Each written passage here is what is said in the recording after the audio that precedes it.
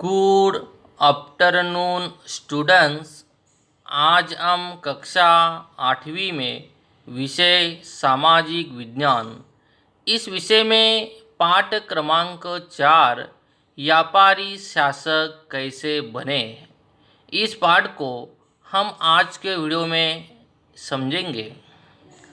विद्यार्थी मित्रों हो, यूरोपियन लोग भारत की समृद्धि देखकर व्यापार करने के लिए आए, पर धीरे धीरे इन लोगों ने व्यापार करते करते शासक बन गए। मतलब राजकीय सत्ता उन्हें प्राप्त करवा ली। तो ये ऐसा सब किस प्रकार से हुआ, किस प्रकार अंग्रेज़ों की जो नीति थी वो कैसी थी, हम इस पाठ में समझेंगे। यहाँ पर आगे प्रस्तावना में एक स्टोरी इस पाठ को समझाने के लिए दी हुई है। क्या है देखिए, मध्यांतर में विद्यार्थी पुस्तकालय में अध्ययन कर रहे थे, मतलब लाइब्रेरी में। जय और मिताली दो बिल्ली और बंदर की कहानी को पढ़कर एक दूसरे का मजाक कर रहे थे। पास में बैठे हुए उनके वर्ग शिक्षक ने बताया कि बाल मित्रों, यह भी एक नीति है, दो की लड़ाई में लाभ तीसरे का ही होता है। कभी कभी दो लोग झगड़ते हैं, उसको कुछ नहीं मिलता है और उसका लाभ इनडायरेक्टली दूसरे को मतलब तीसरे को हो जाता है। अंग्रेजों ने भी इसी नीति से ही भारत में अपने राज्य का विस्तार किया था। श्रीमान जी, ये किस तरह हुआ? जय ने प्रश्न किया। वर्ग शिक्षक ने कहा कि चलो वर्गों में मैं आज आपको भारत में आकर अंग्रेजों ने किस तरह से भारतीय राजाओं पर अपनी सत्ता स्थापित की उसकी बात आपको करता हूँ। 18वीं शताब्दी के अंत में राजनीतिक स्थिति पर अंग्रेज एक नई राजशक्ति के रूप में उभरने लगे थे। क्या आप जानते हैं कि अंग्रेज भारत में मात्र व्यापार करने के लिए ही आए थे? शुरुआत में अंग्रेजों को भारतीय प्रदेशों में व्यापार करने की ही अनुमति प्राप्त करनी थी। तो फिर वे पूरे भारत में शासक कैसे बन गए? वो तो व्यापार करने के लिए ही यहाँ पे आए थे, तो शासक कैसे बने? प्रश्न चिन्ह है।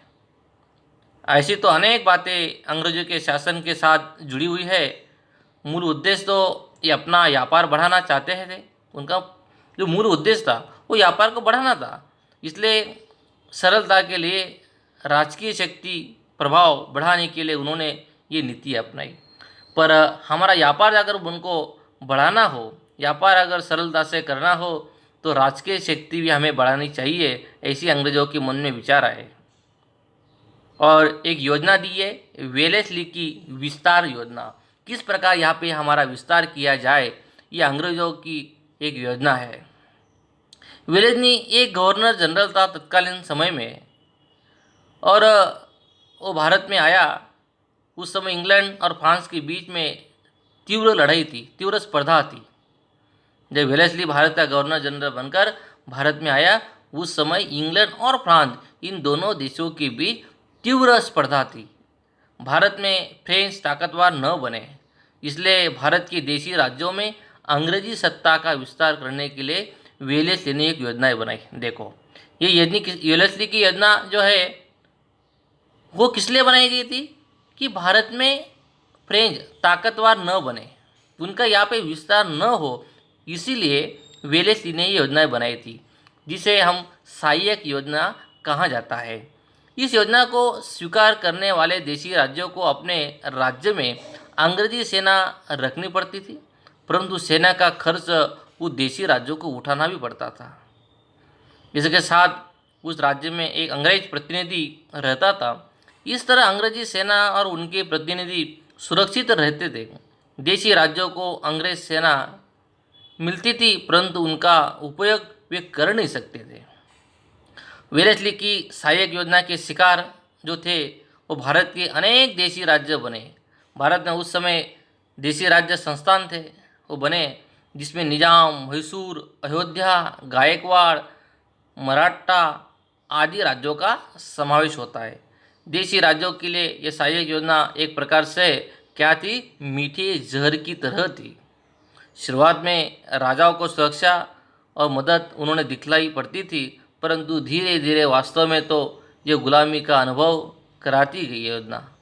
वेलेस्ली की इस विस्तार योजना के प्रथम शिकार हैदराबाद का जो निज़ाम था वो बना, और बाद में मैसूर और अयोध्या के राज्य भी इस योजना के शिकार बने। कर्नाटक के भी यही हाल हुआ। मराठा सरदारों ने आपस में झगड़ा करवाकर उन्हें भी अपना योजना का उस समय शिकार बनाया गया।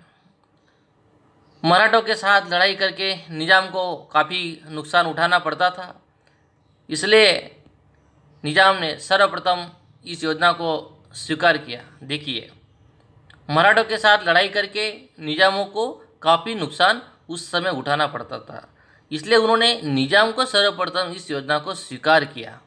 टीपू सुल्तान का राज्य तो पहले ही अंग्रेज़ों की हुकूमत में आ गया था। नाना फडणवीस के अवसान से मतलब उसकी मृत्यु हो जाने के बाद मराठा संघों के बीच में झगड़ा हुआ। एक के बाद एक मराठा राज्य अंग्रेजों की जो नीति थी, फूट डालो और राज्य करो, डिवाइड एंड रूल, भारतीय लोगों में फूट डालना है और इसका इनडायरेक्टली फ़ायदा उठाना है, मतलब दोनों का झगड़ा, तीसरे का लाभ, इन्हीं लोगों में झगड़ा लगा कर लाभ उठा लेना। फूट डालो और राज्य करो, इस नीति उन्होंने अपनाई। अयोध्या, गोरखपुर, कर्नाटक, फर्रुखाबाद आदि राज्य एक दूसरे बहाने से हड़प लिया गया। इस तरह से 7 वर्ष के समय में वेलेस्ली ने कंपनी का विस्तार किया और अपनी इस योजना के द्वारा कंपनी सत्ता को सर्वप्रति उन्होंने एक प्रकार से बना लिया। वेलेस्ली की लड़ाई का दृश्य यहाँ पे पिक्चर में दिया हुआ है 4.2 में। 4.3 में वेलेस्ली का दृश्य यहाँ पे दिया हुआ है। अंग्रेज पूरे भारत में किस प्रकार से फैल गए हैं ये हम समझते हैं। वेलेस्ली की जो विस्तार योजना थी उसके शिकार मैसूर, निजाम और मराठा सरदार बने। उसके बाद में अंग्रेज उत्तर भारत में आगे बढ़ने लगे। धीरे धीरे नेपाल ने भय के कारण उनके साथ मित्रता की, उनको डर था, भय था, इसलिए नेपाल ने उनके साथ मित्रता की।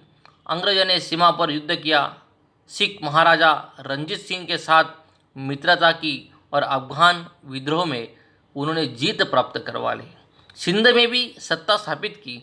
सिखों की बढ़ती हुई ताकत देखकर अंग्रेजों ने सिख साम्राज्य हड़पने की भी कोशिश की। देखो, सिखों की बढ़ती हुई ताकत को उन्होंने समझा और सिख साम्राज्य को भी हड़प नीति से उन्होंने हड़प करने की कोशिश की, परंतु जब तक पंजाब में उस समय रंजीत सिंह का राज्य था तब तक उन्हें सफलता प्राप्त करने का अवसर अंग्रेजों को नहीं मिला।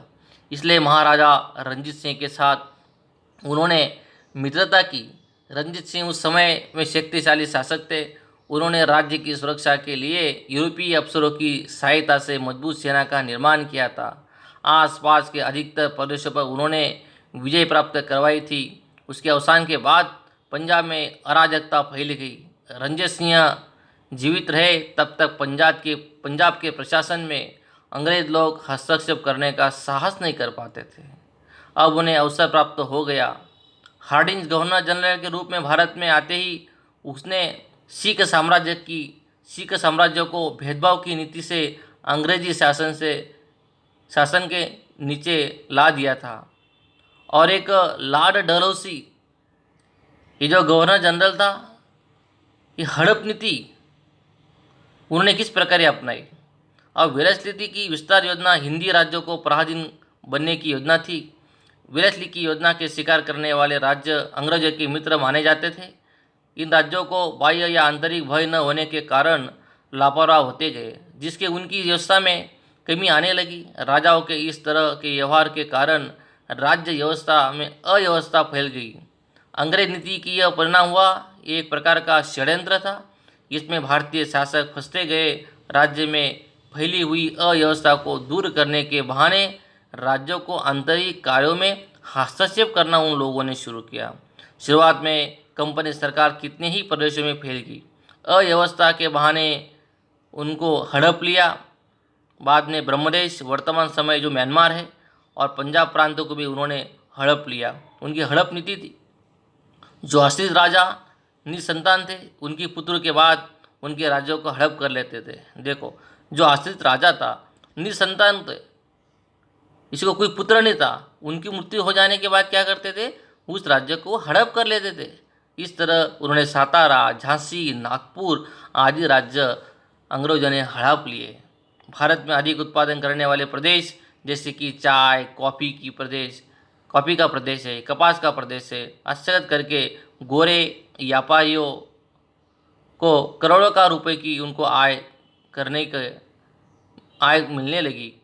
डलहौजी हड़प नीति के मुख्य प्रणेता थे। ब्रिटिश साम्राज्य को बहुत मजबूत और शासन की सुविधा में भारत में उन डलहौजियों ने भारत में कई सुधार भी किए थे। उसके समय भारत में मुंबई से थाना तक सर्वप्रथम रेलवे लाइन शुरू भी हुई। किसके समय में? लॉर्ड डलहौजी के समय में। और ईस्वी सन 1853 में आधुनिक डाक पद्धति भी उसके समय में, मतलब डलहौजी के समय में शुरू हुई थी। कुछ सुधारना भी उन्होंने करवाई थी। इस समय भारत और अंग्रेज के बीच टेलीग्राम व्यवहार भी शुरू हुआ था कम्युनिकेशन के लिए। डलहौजी ने बाल विवाह प्रतिबंधक कानून तथा विधवा पुनर्विवाह कानून को पारित किया था। उसके समय में भारत में अंग्रेजी शिक्षा का प्रचार प्रसार भी हुआ। ईस्वी सन 1857 में भारत में प्रथम 3 यूनिवर्सिटी विश्वविद्यालय जैसे कि मुंबई, चेन्नई और कोलकाता शुरू हुई थी। कब? 1857 में। इस तरह ये सुधार मूलतः अंग्रेज शासन के विस्तार और व्यवस्था की सरलता के लिए था। ये जो ऐसा उन्होंने व्यवस्था बनाई तो उनकी सरलता के लिए उन्होंने बनाया था, भारत का हित के लिए उन लोगों ने नहीं बनाई थी व्यवस्था। इस तरह ये सुधार मूलतः अंग्रेज शासन के विस्तार और व्यवस्था की सरलता के लिए था, जिसका भारतीय प्रजा को बाद में लाभ हुआ, परंतु इसके लिए भारतीय प्रजा को बहुत कुछ सहना भी पड़ा था। उसके बाद प्रजा के मन में एक प्रकार का असंतोष फैला हुआ है। सहायक योजना के बाद लॉर्ड डलहौजी की जो नीति थी, हड़प नीति, ने पूरे देश में एक प्रकार से हाहाकार मचा लिया। प्रजा का अंग्रेजी शासन के प्रति असंतोष दिखलाया पड़ने लगा। आप क्रांति और मंगल पांडे फिल्म देखे होंगे। आप देखिए क्रांति फिल्म और मंगल पांडे फिल्म, उसमें आपको बहुत कुछ सीखने को मिलेगा। यदि न देखी हो तो देख लीजिए। इस समय भारतीय प्रजा पर अंग्रेजों की जो दमन नीति थी वो आपको एक प्रकार से साफ साफ दिखलाई पड़ेगी। इन पिक्चरों का आप विद्यार्थी मित्रों जरूर देखिए। उसमें आपको भारतीय इतिहास, अंग्रेजों की जो नीति है, दमन नीति, धड़प नीति, वो आपको उसमें अच्छे से समझने आएंगे। रेलवे और डाक तार की सुविधा, उच्च शिक्षा की व्यवस्था अधिकतर लोगों को प्रभावित करने लगी। पुरानी विचारधारा को मानने वाले लोगों को लगने लगा कि अंग्रेज हमारी संस्कृति का विनाश करना चाहते हैं। अंग्रेजों के द्वारा किया गया सुधार तो उनकी व्यवस्था की सुगमता के लिए उन्होंने किया है, भारतीय प्रजा की हित के लिए नहीं किया है। और भारतीय प्रजा को उसमें लाभ भी हुआ था, परंतु उसके लिए भारतीयों को अधिक कीमत भी चुकानी पड़ी थी। लोगों में असंतोष की आग का विस्फोट का रूप धारण करने लगी। और ये असंतोष अर्थात 1857 का स्वतंत्र आंदोलन का संग्राम है। लोगों के मन में धीरे धीरे असंतोष फैलता गया और उससे परिणाम स्वरूप क्या हुआ? 1857 का संग्राम हुआ। और ये बहुत बड़ा संग्राम था। अलग अलग जगहों पर ये संग्राम हुआ। अलग अलग नेताओं ने इसका नेतृत्व किया और भारतीय प्रजा को समझ में आया कि अंग्रेज हमारा किस प्रकार से दमन नीति से, हड़प नीति से किस प्रकार से शोषण कर रहे हैं। ये सारी चीज़ हमें समझ में आई है। अंग्रेज यहाँ पे व्यापार करने के लिए आए, परंतु व्यापार करते करते उन्होंने राजकीय सत्ता में हस्तक्षेप किया। सुव्यवस्था के कारण उन्होंने अलग अलग टुकड़े भी उन्होंने बंटवारा करवाया और इसी प्रकार से हमारा भारतीय जनता का शोषण होते गया। इसका परिणाम 1857 का संग्राम हुआ है। इसकी चर्चा आपको 1857 का स्वतंत्र संग्राम में इस अलग पार्ट से आपको समझने में मिलेगा मित्रों हो। उसमें संग्राम किस प्रकार से हुआ, उसका क्या क्या कारण था, कहाँ कहाँ जगह पर ये संग्राम हुआ, इसकी सारी विस्तृत चर्चा आपको 18 से 57 का संग्राम इस पाठ में आपको समझने में आएगा। विद्यार्थी मित्रों हो, आप इस पाठ को वीडियो देखकर, फोटोकॉपी देखकर अच्छे से अच्छे समझाने का प्रयास करना है। आज के वीडियो में विद्यार्थी मित्रों हो इतना ही। धन्यवाद।